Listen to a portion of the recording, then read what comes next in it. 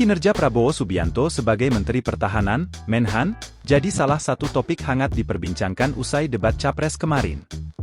Pasalnya, Anies Baswedan dan Ganjar Pranowo memberikan nilai rendah terhadap kinerja Prabowo.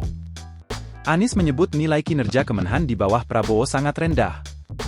Hal itu dia ucapkan setelah didesak calon presiden nomor urut 3 Ganjar Pranowo untuk memberikan penilaian konkret atas kinerja Menhan. Anies kemudian menyebut dengan jelas nilainya adalah 11 dari 100. Namun, berkebalikan dengan Anies dan Ganjar, kinerja Prabowo justru dinilai baik oleh mantan KSAD Jenderal Dudung Abdurrahman.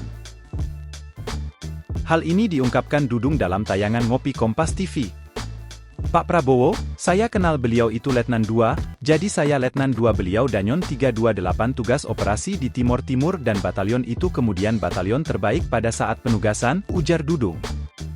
Saat menjabat KSAD, Dudung mengaku pernah bertanya langsung kepada para perwira pasukan 328. Menurut Dudung, kesejahteraan prajurit di sana amat diperhatikan Prabowo. Kemudian banyak peralatan-peralatan yang memang diadakan oleh Pak Prabowo sendiri secara pribadi dan termasuk militansinya, terang Dudung.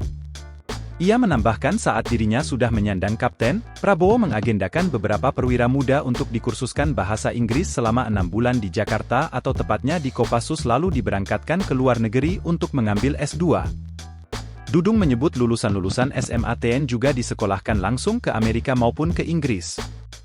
Lebih lanjut, ia menceritakan pertemuannya dengan Prabowo yang sudah menjadi Menhan.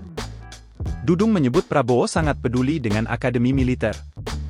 Dudung juga mengatakan kinerja Prabowo sebagai Menhan semakin terasa ketika dirinya menjadi KSAD karena Prabowo memperhatikan persoalan alutsista yang diusulkan TNI.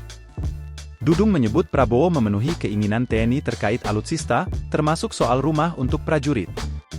Prabowo juga memperhatikan pembangunan rumah sakit TNI. Beliau paling senang kalau sudah dengan prajurit.